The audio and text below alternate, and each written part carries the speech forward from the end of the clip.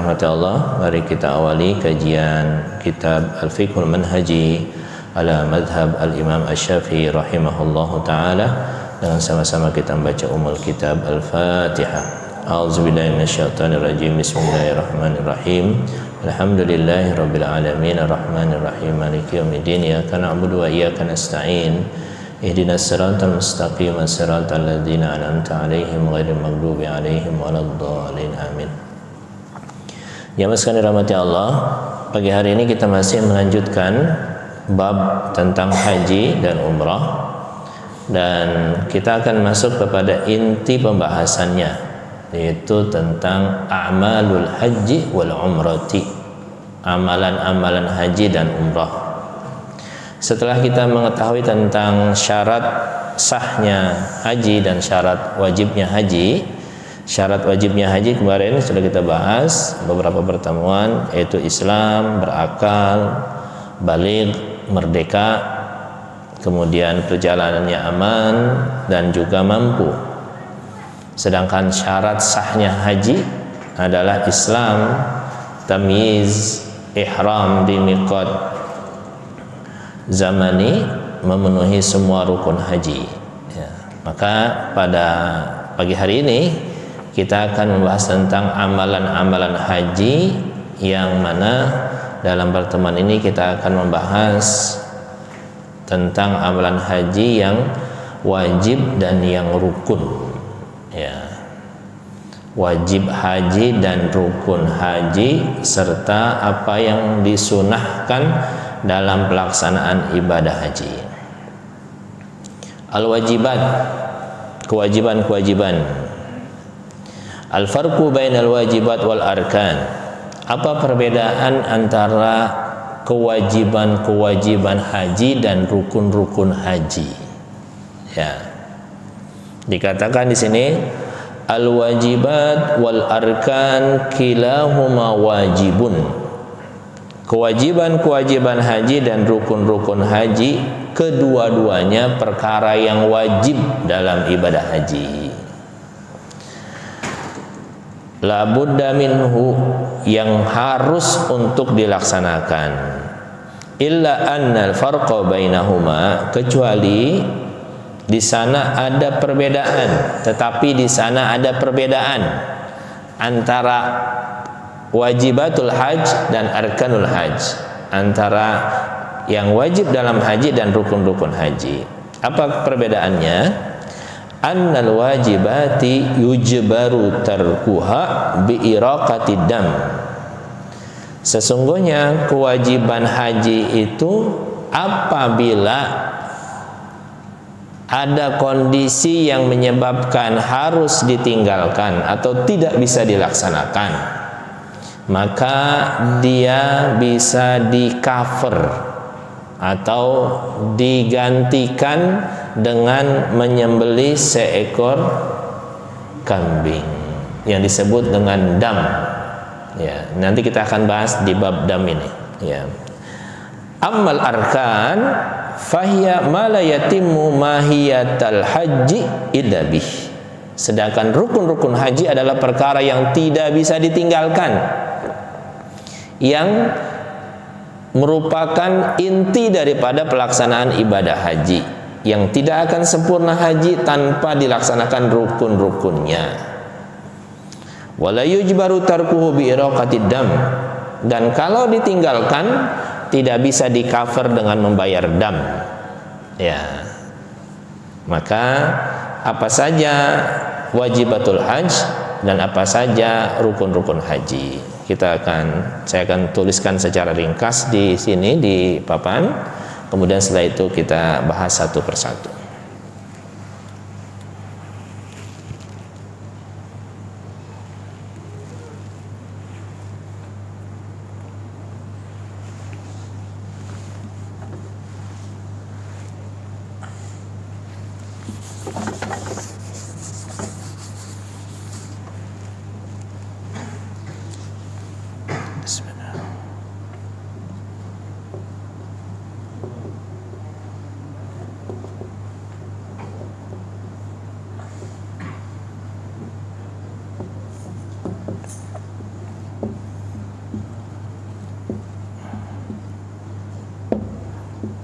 a'malul haji,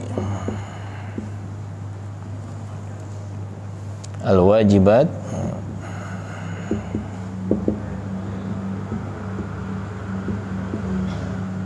al-arkan.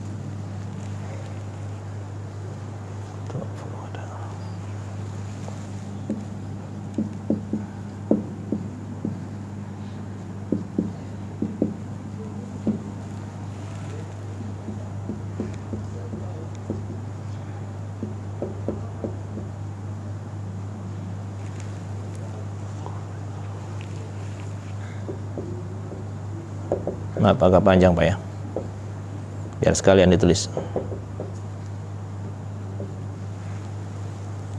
Tawaful ifadah.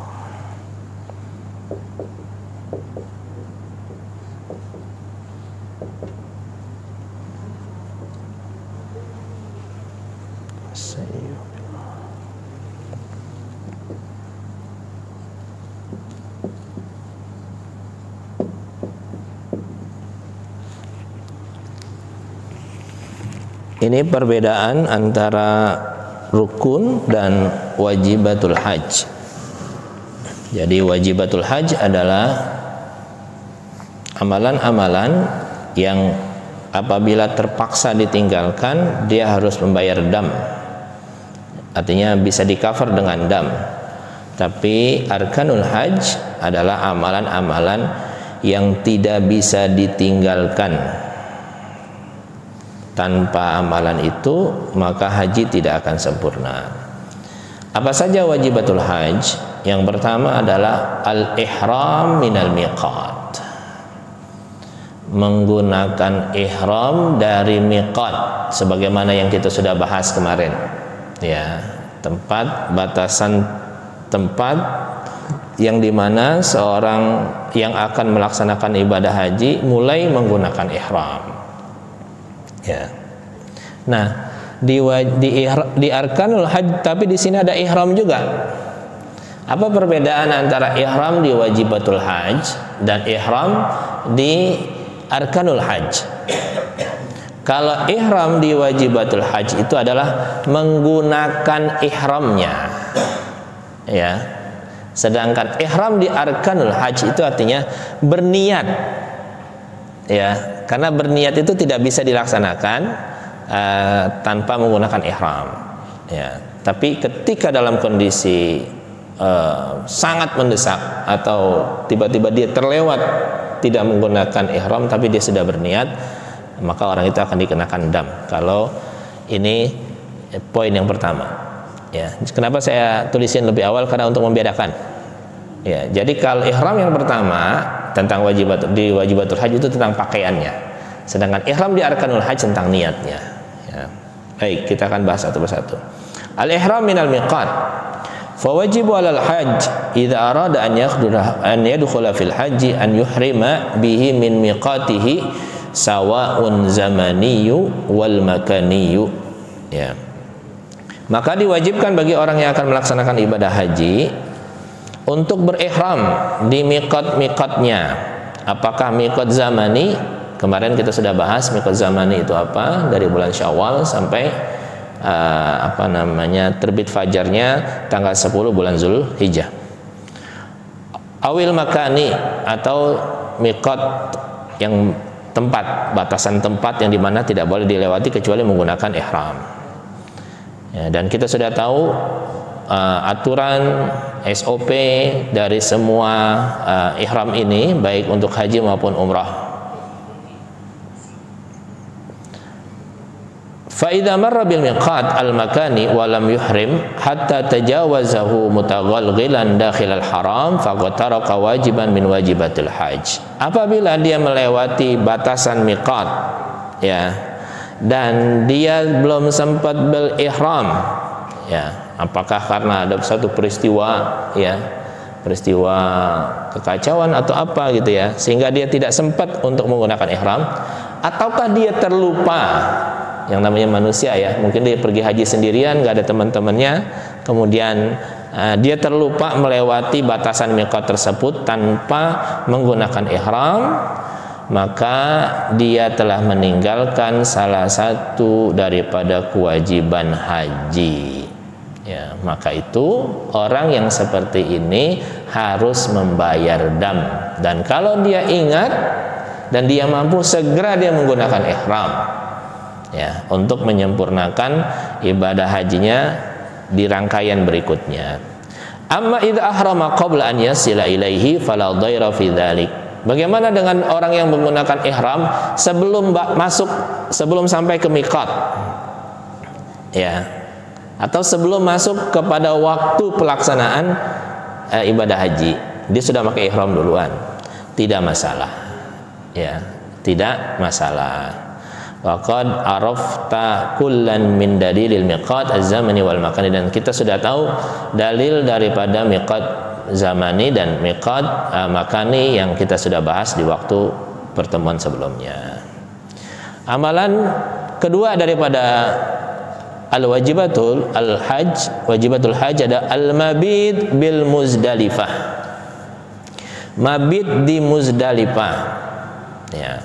Muzdalifah ini adalah rangkaian ibadah setelah wukuf di Arafah, ya.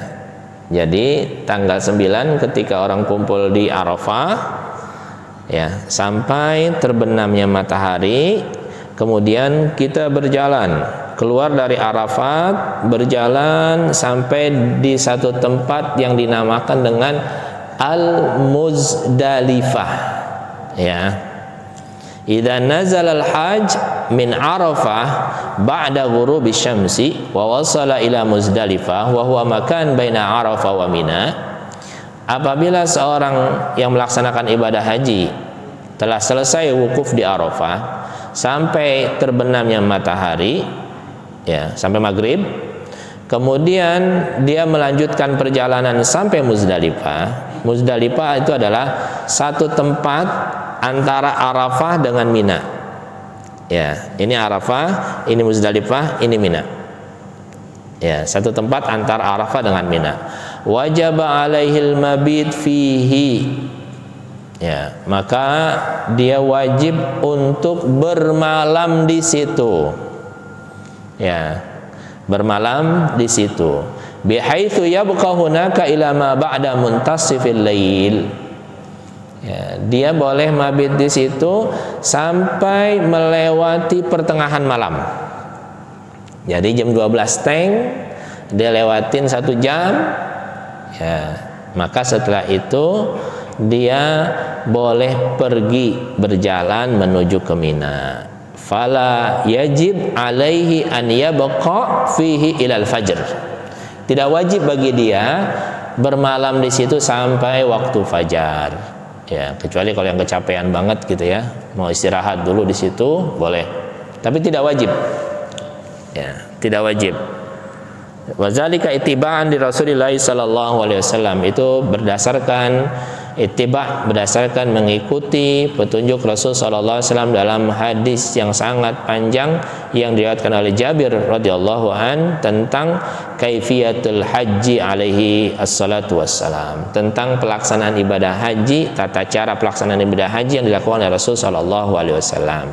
Nah, biasanya di sini jamaah sekalian, jamaah haji ini mencari batu, ya, mencari kerikil untuk melontar jumroh. Karena setelah dari Muzdalifah, ini Mina, ini Muzdalifah, ini ini Arafah, ini Muzdalifah, ini Mina. Ya. Nah, di sini di Muzdalifah inilah jamaah haji biasanya mengambil kerikil-kerikil untuk melakukan jumroh di Mina, ya, pada tanggal 10 Zulhijjah. Ya. Di sini melontar jumroh yang disebut dengan Jumratul Aqabah. Ya. Maka itulah amalan yang ketiga, Ramyul Jimar. Ya. Yajibu 'alal hajj idza nazala min Arafah thumma bata bil Muzdalifah an yattajiha ila jamratil Aqabah wa hiya fi akhirin mimma yali Makkah. Maka amalan kewajiban berikutnya bagi orang yang sedang melaksanakan ibadah haji, selesai wukuf di Arafah, kemudian mabit di Mina, maka dia berjalan menuju Jamratul Aqabah, ya, menuju tempat jumrah Aqabah, ya.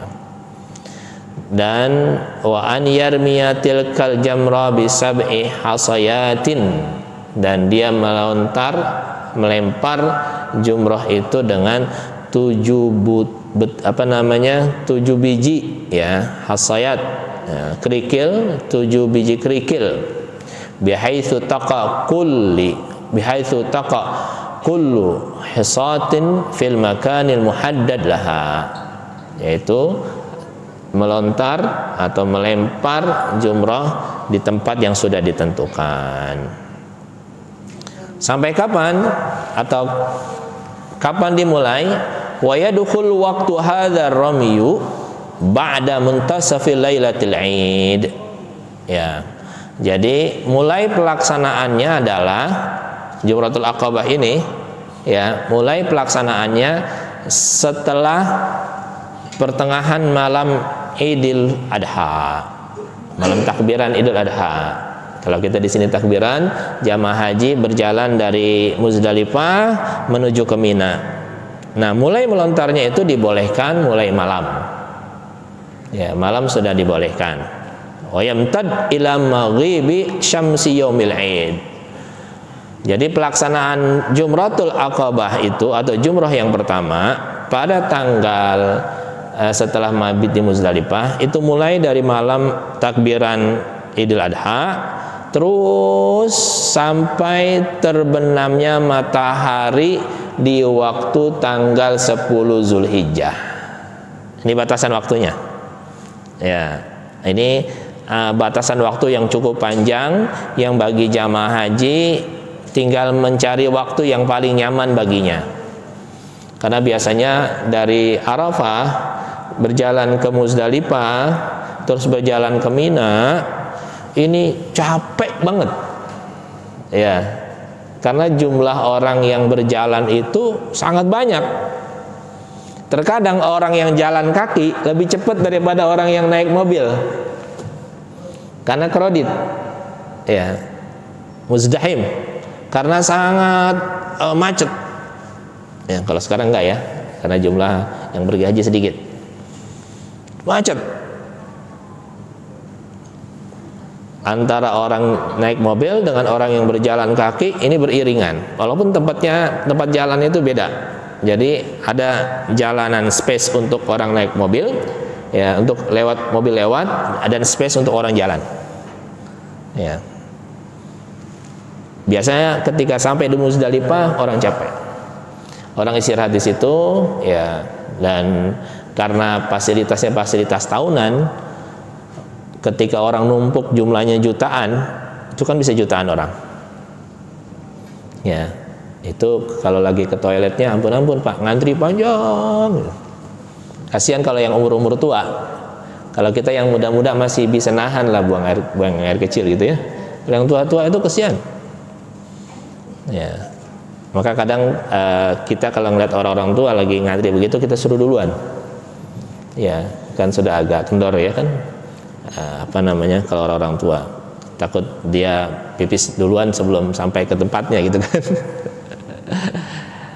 Itu hal yang sangat meletihkan. Ya, makanya dikasih waktu dari malam takbiran sampai sebelum terbitnya matahari di tanggal 10 Zulhijjah, yaitu di hari lebaran Idul Adha. Karena apa? Karena semua orang menuju satu titik. Jumratul Aqabah itu jumrah yang pertama. Setelah orang tawaf, setelah orang mabit di Muzdalifah, masuk ke satu titik, Pak. Jumlah orang datang semua, melontar semua. Kalau satu waktu itu kan sangat bahaya karena orang berdesak-desakan. Bagi teman-teman yang sudah pernah pergi haji akan merasakan suasana ini. Inilah melontar jumroh yang paling berat. Karena kita baru saja menyelesaikan rangkaian ibadah yang cukup panjang. Ya, dan perjalanan yang cukup melelahkan. Kemudian kita menuju satu titik yang dimana jumlah manusia semuanya yang sedang melaksanakan ibadah haji menuju titik ini. Ya. Dan ini dianggap sebagai jumroh yang paling berat di antara rangkaian jumroh berikutnya, karena kalau jumroh berikutnya itu sudah sangat fleksibel ya, dan kita juga sudah menggunakan pakaian biasa. Kalau jumroh Aqabah ini kita masih pakaian ihram ya, jadi suasananya bisa kebayang ya. Kemudian yang keempat ya, jadi rangkaian daripada jumroh ini adalah setelah itu masuk hari tasyrik ya, tanggal 11, 12, 13 ya. Maka setiap hari kita akan melakukan jumroh. Jadi jumroh Aqabah itu di hari pertama. Tanggal 11-nya kita akan melakukan jumratul Aqabah, jumroh yang 3 jumroh itu ya. Kita mulai daripada jumratul ula, kemudian wusta, kemudian jamratul Aqabah. Tempat melontar yang pertama, melontar yang kedua, dan melontar yang ketiga, yaitu jumratul Aqabah. Ini terjadi di hari ke-11. Hari ke-10 cuma sekali kita melontar di jumratul Aqabah saja.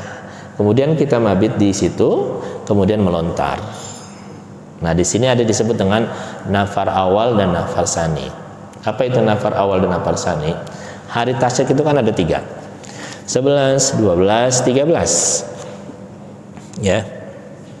Maka bagi jamaah haji dibolehkan untuk hanya sampai tanggal 12. Ya. Mabit di Mina.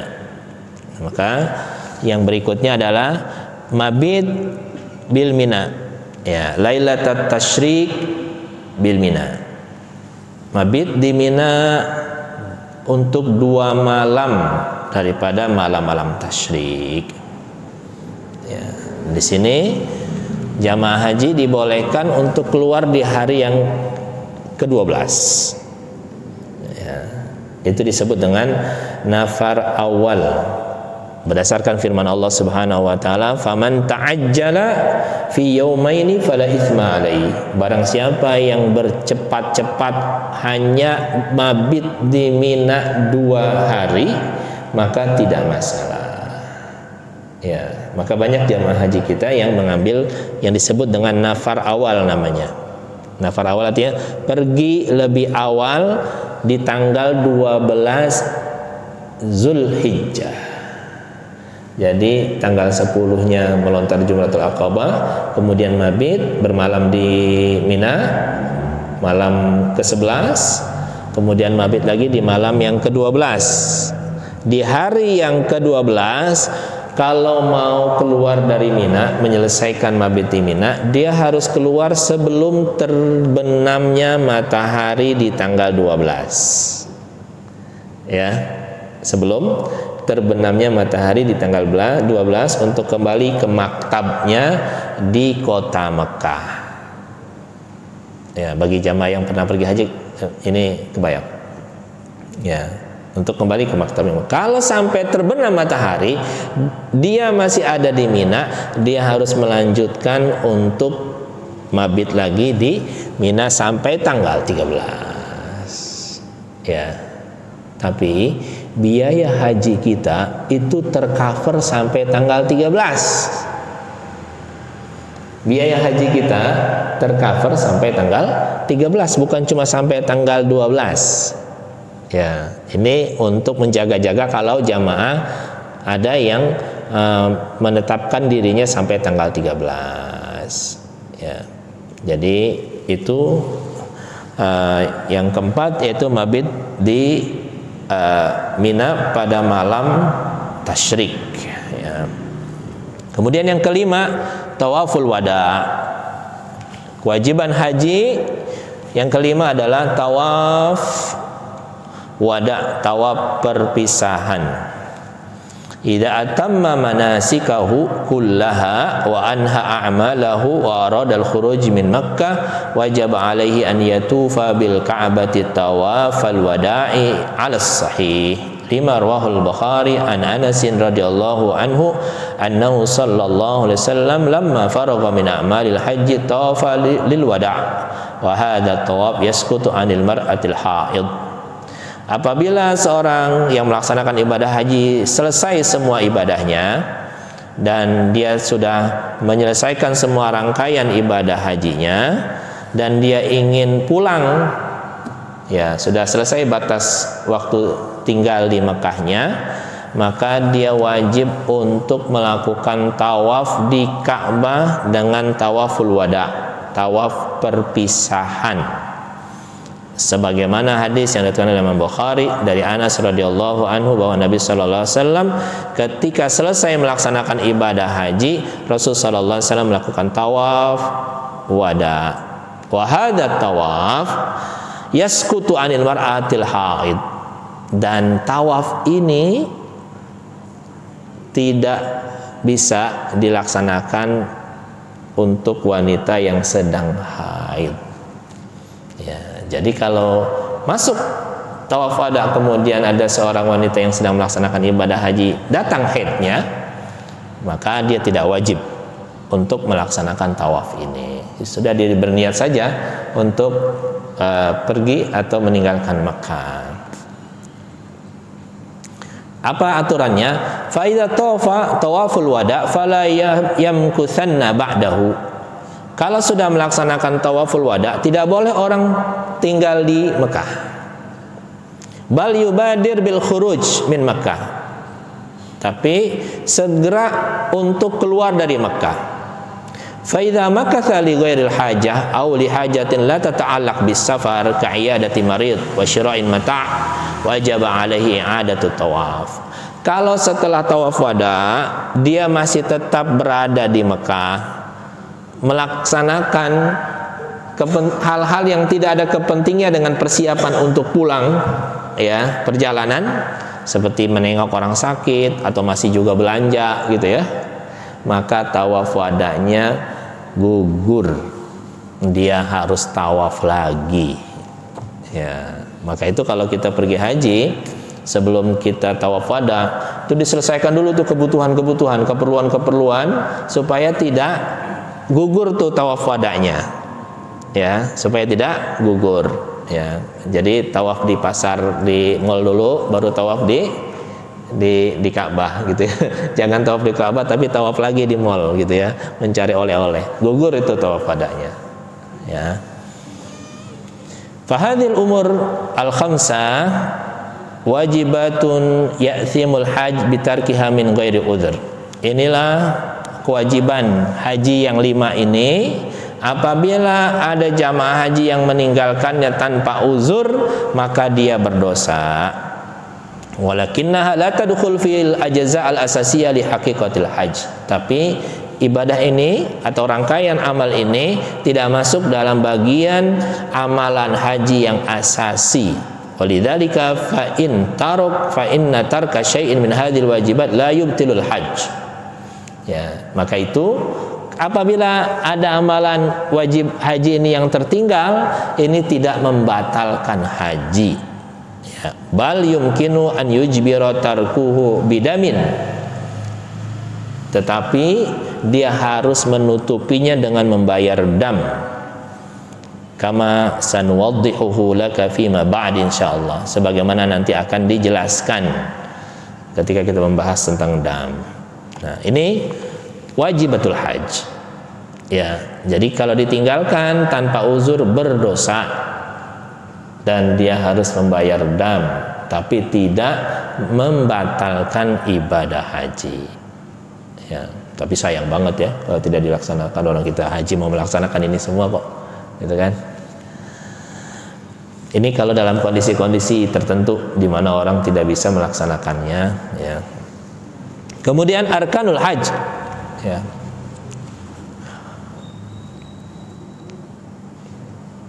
Hiyal ajaza al asasiyah allati yatawakkan minha dzalika syai'. Inilah perkara-perkara yang asasi dalam pelaksanaan ibadah haji. Fa arkanul hajj idzan hiya tilkal a'mal allati idza uhmila wahidun minha batal al hajj. Rukun-rukun haji ini adalah amalan-amalan yang apabila salah satu daripadanya tidak dilaksanakan maka hajinya batal, ya, hajinya tidak sah. Kalau wajibatul haji itu kalau ditinggalkan hajinya tetap sah, tapi dia kalau dengan sengaja berdosa, ya, dan harus membayar dam. Sedangkan rukun haji ini kalau ditinggalkan ibadah hajinya tidak sah. Apa saja? Dan tidak bisa ditutupi dengan kafarat, dengan fidyah, dan dengan dam. Ya, apa saja amalan yang dikatakan sebagai rukunnya haji? Pertama, al-ihram. Wa qad alimta anal maksud bihi niyat dukhul fil hajj. Ya, sebagaimana yang kita ketahui, yang dimaksud dengan ihram di sini adalah berniat untuk memulai melaksanakan ibadah haji. Ya, jadi bukan cuma sekedar pakaiannya, ya. Pakaian ini adalah simbol untuk melaksanakan ibadah haji, tapi dia berniat. Ya, ketika berihram dia berniat. Sebagaimana rukun niat dalam sholat itu sesuatu yang asasi, sesuatu yang pokok, begitu pula niat dalam pelaksanaan ibadah haji. Maka kita harus berniat labbaik Allahumma hajjan atau labbaik Allahumma umrah ketika kita melaksanakan ibadah haji atau umrah. Yang kedua, al-wukuf bil Arafah. Ini pokok daripada ibadah haji. Ini inti daripada ibadah haji. Jadi ketika saya mengurus jamaah haji, itu kan banyak yang sakit, Pak. Ada sakit sampai nggak sadarkan diri, koma. Tapi dia dalam proses pelaksanaan ibadah haji. Untuk wukuf ini, jamaah haji yang koma-koma itu dibawa ambulan, dilarikan ke tempat ke Arafah. Ya, yang nggak sadarkan diri ini disiapkan ambulan, kemudian dibawa ke Arafah supaya dia bisa melaksanakan wukuf. Karena dia jatuh sakit dalam kondisi pelaksanaan ibadah haji. Ya, dan dirawat di Mekah. Semua rangkaian ibadah haji dia tidak laksanakan. Yang wajibatul haji ini tidak dilaksanakan. Yang bisa diwakilin ya, oleh teman-teman yang mendampingi. Nah, untuk wukuf ini tidak bisa diwakilin. Maka orang ini dibawa dengan ambulan supaya dia bisa wukuf di Arafah. Karena al-hajju Arafah, kata Rasulullah SAW. Haji itu adalah Arafah. Al-hajju Arafah. Ya. Dan man ja'a lailata jam'in qabla tulu'il fajri faqad adrakal hajj. Ya.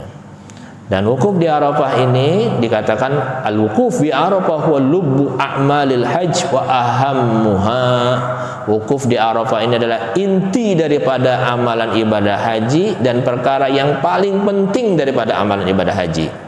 Hatta laka'annal hajj laisa illa al-wukuf bi Arafah. Seakan-akan bahwa haji itu tidak ada kecuali wukuf di Arafah. Ya. Apa saja syarat-syarat wukuf di Arafah? Pertama, an yakunal wukuf biha fi juz'in min ajza'il fatrah allati tabda bi zahril yaumit tasi' min dzulhijjah ila fajri yaumin nahar. Ya. Pertama, wukuf di Arafah harus dilaksanakan di salah satu bagian daripada bagian waktu, ya, yang telah ditentukan bermula dari waktu zuhur. Pelaksanaannya bermula dari waktu zuhur tanggal 9. Tanggal 9 azan zuhur, pelaksanaan sholat zuhur, inilah dimulai waktunya wukuf. Sampai kapan? Ila fajri yaumin nahar, sampai terbit fajar di waktu Idul Adha. Jadi dari jam 12 siang sampai sebelum waktu subuh di tanggal 10, ya, waktu subuh tanggal 10 ini waktunya, ya. Tapi rata-rata sesuai dengan apa yang diajarkan Rasul, orang itu keluar dari Arafah tanggal 9 setelah maghrib untuk melanjutkan rangkaian yang berikutnya. Falau waqafa bi Arafah qabla dzalik aw ba'dahu lam yu'tabar hajjuhu.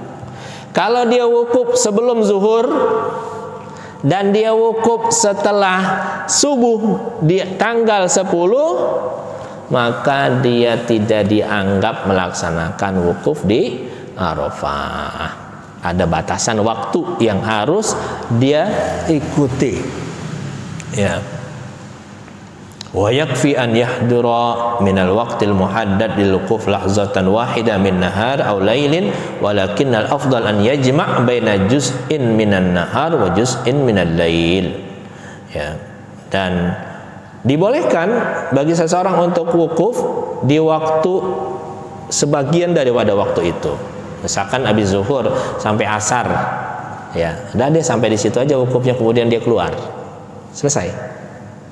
Atau dia wukuf habis maghrib sampai jam 10 malam, kemudian dia keluar dari Arafah, boleh. Tapi yang afdal an yajma' baina juz'in minan nahar wa juz'in minal lail. Tapi yang afdal adalah menggabungkan sebagian siang dan sebagian malamnya, ya, sebagian siang dan sebagian malamnya. Makanya jamaah haji kita mulai datang ke Arafah itu tanggal 9. Kalau jamaah haji Indonesia biasanya agak awal, ya, karena memang menjaga supaya tidak terlalu kredit, dan fasilitasnya kan sudah nyaman sekarang. Bahkan ada yang datang mulai tanggal 8 malam sudah ada yang datang, ya, udah berada di Arafah. Ada yang tanggal 9 pagi sudah sampai di Arafah. Karena memang ngantri masuk ke kawasan Arafah itu ngantri panjang, ya. Maka kebijakan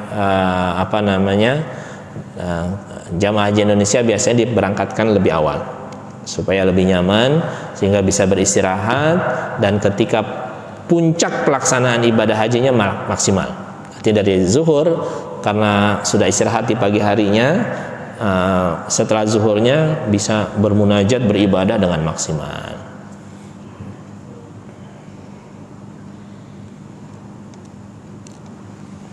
Fa in kharaja, dikatakan di min Arafat qabla ghurubi syamsi ara qadaman istihbaban la wujuban li mukhalafati amali Rasul sallallahu alaihi wasallam.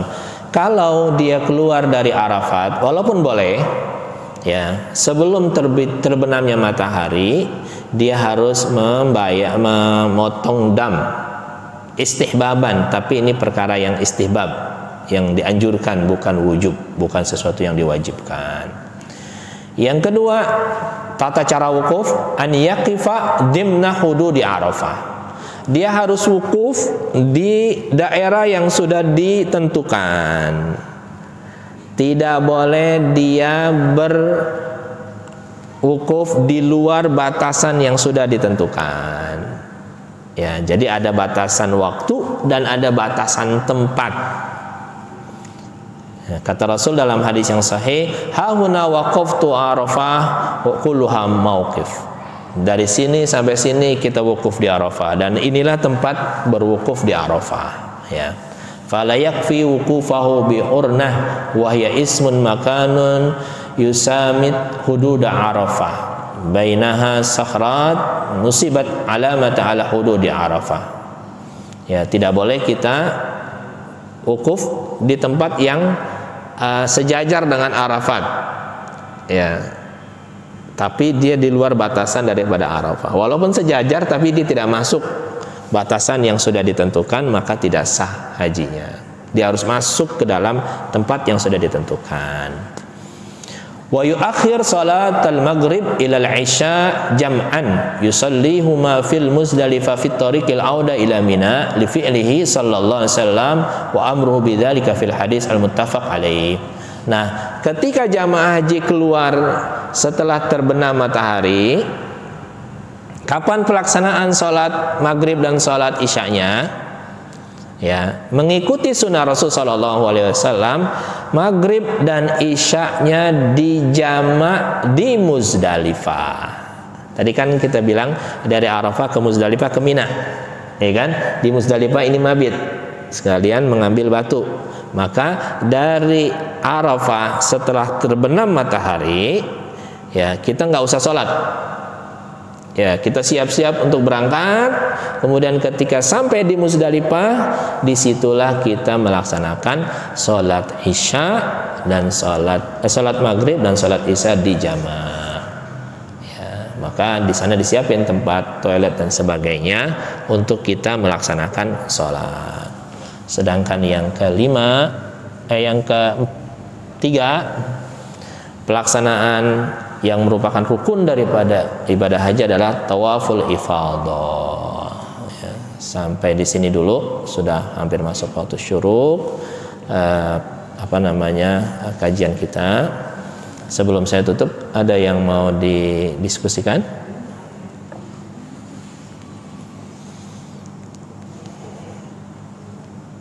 Kalau nggak ada, berhayal aja dulu. Ya, kita lagi pergi haji nih, gitu kan. Berhayal dalam satu ibadah, itu ibadah, Pak. Ya, membayang-bayangkan diri kita berada di Mekah, berada di Arafah, berada di Muzdalifah, gitu. Itu ibadah. Ya, karena itu satu amalan baik. Ya. Sebagaimana biasa, kalau nggak ada yang bertanya, saya tutup dengan sebuah cerita. Cerita tentang hajinya Hatim Al-Asam, seorang ulama dari Baghdad.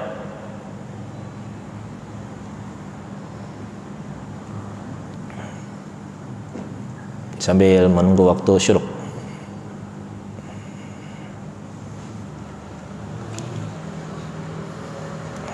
Hatim bin Al-Asam, Hatim Al-Asam, ya, itu Hatim yang tuli.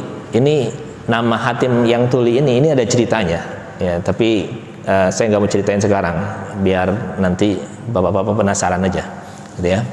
Nah, kenapa disebut Hatim Al-Asam gitu ya? Tapi salah satu ceritanya pernah diceritakan oleh Ustaz Abdul Somad, saya pernah lihat di dalam YouTube-nya. Hatim Al-Asam ini seorang zahid, seorang yang zuhud, ya, hidupnya sangat sederhana. Suatu saat dia sedang duduk bersama dengan teman-temannya menjelang pelaksanaan musim haji.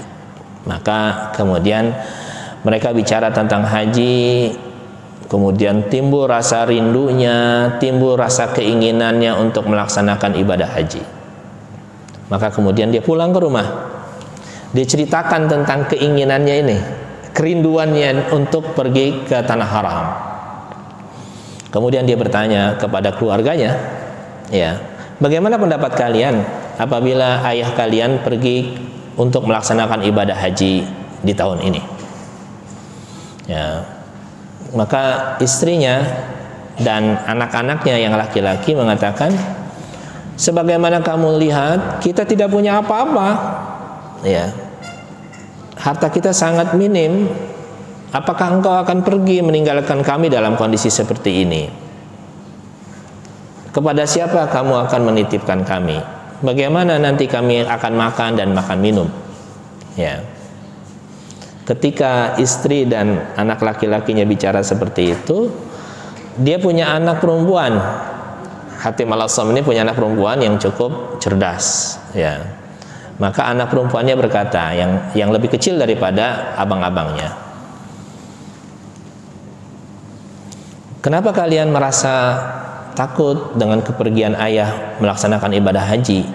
Bukankah yang memberikan rezeki kita selama ini adalah Allah?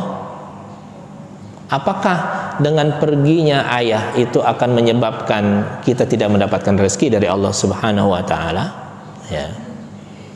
Maka ketika mendapatkan ide dari anak perempuannya ini, mereka mengatakan sodakti. Ya, engkau benar. Ya. Maka ketika itu istri dan anak-anaknya yang lain pun sepakat Hatim al-Assam untuk pergi haji. Maka pergilah Hatim al-Assam, dan dia hanya meninggalkan untuk keluarganya harta yang cukup untuk dikonsumsi selama 3 hari, ya, 3 hari 3 malam. Dan Hatim al-Assam ini karena dia tidak memiliki bekal yang cukup untuk pergi haji, maka dia ikut dalam rombongan tapi berada di belakang rombongan haji, jalan gitu ya.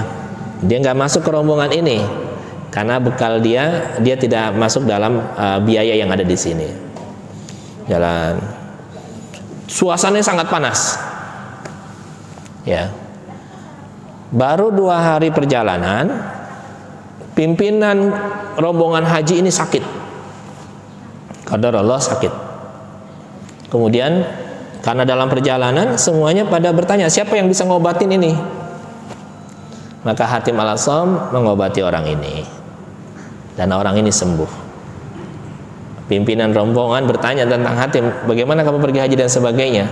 Ya, maka kemudian ketika dia tahu tentang kondisi Hatim al-Assam, dia berkata, aku akan biayai semua biaya haji orang ini, maksudnya Hatim al-Assam, dari perginya sampai pulangnya.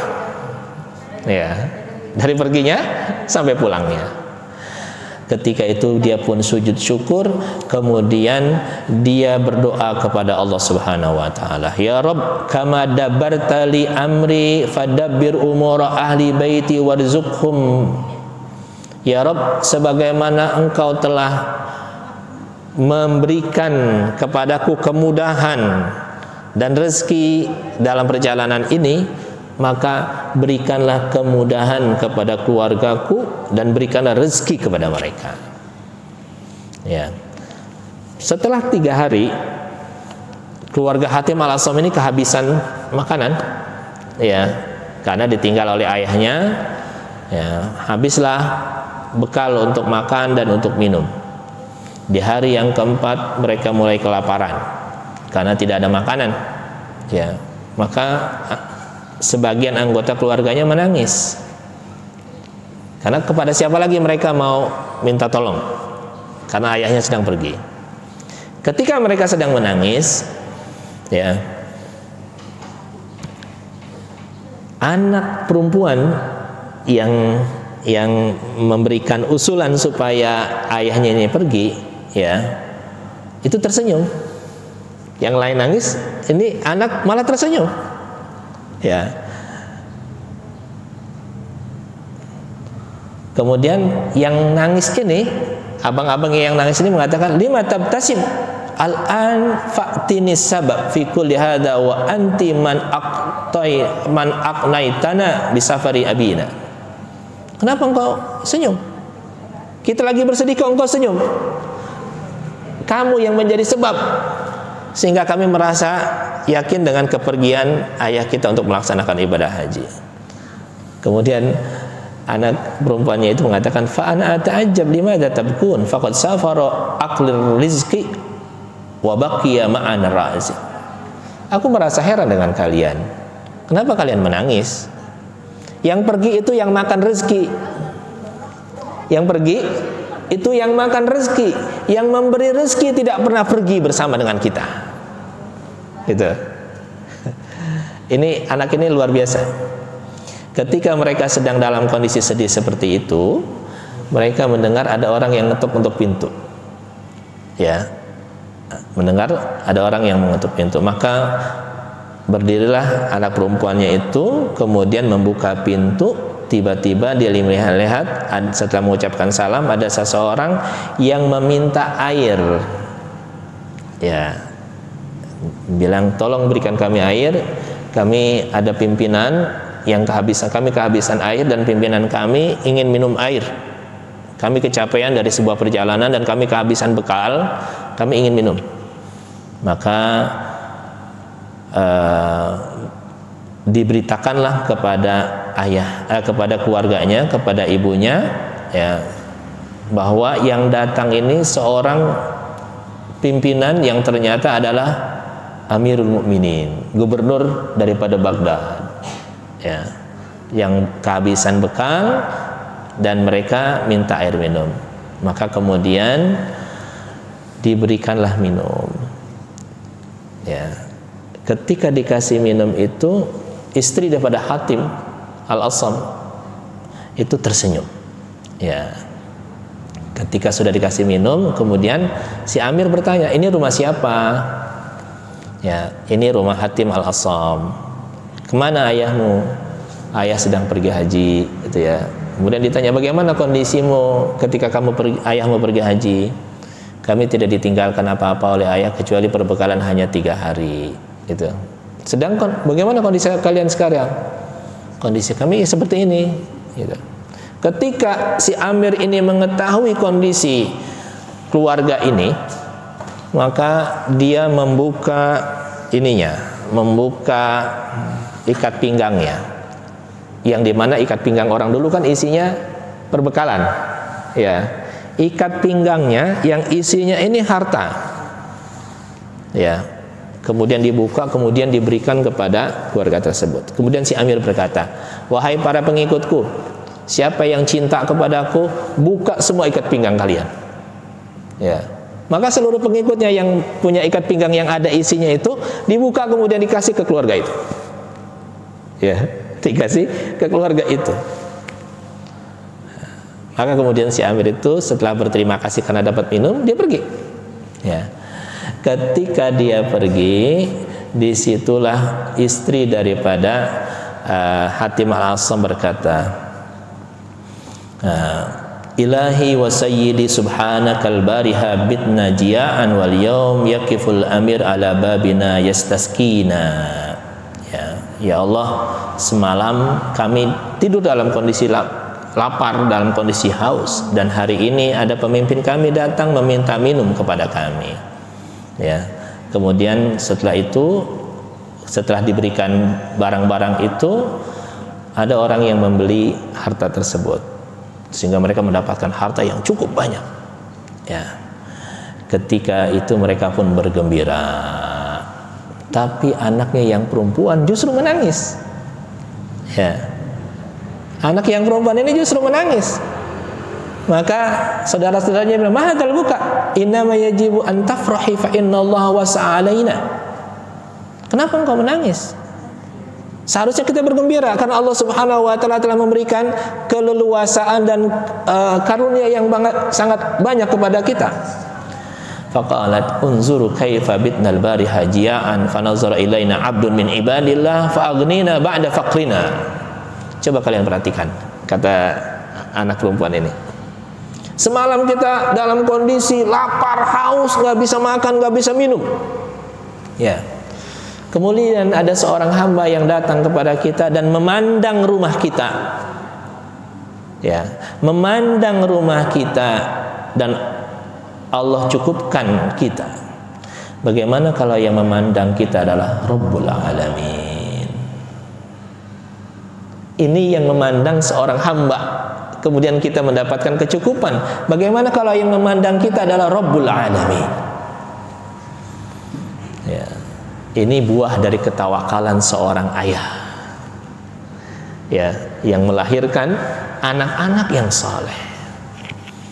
Ya, jadi inti daripada cerita ini bukan cuma di ibadah hajinya, tapi ketawakalan kita dalam melaksanakan perintah-perintah Allah Subhanahu wa ta'ala. Insya Allah kalau kita tawakal melaksanakan aturan Allah, Allah akan cukupkan kita dari kebutuhan-kebutuhan kita.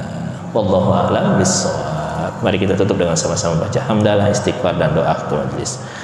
Astaghfirullahaladzim. Alhamdulillahirabbil alamin. Subhanallah bihamdi, subhanakallah bihamdika, asyhadu an la ilaha illa anta, astaghfiruka wa atubu ilaik. Sallallahu alaihi Muhammad wa ala alihi washabihi ajmain. Kurang lebih yang mohon maaf. Assalamualaikum warahmatullahi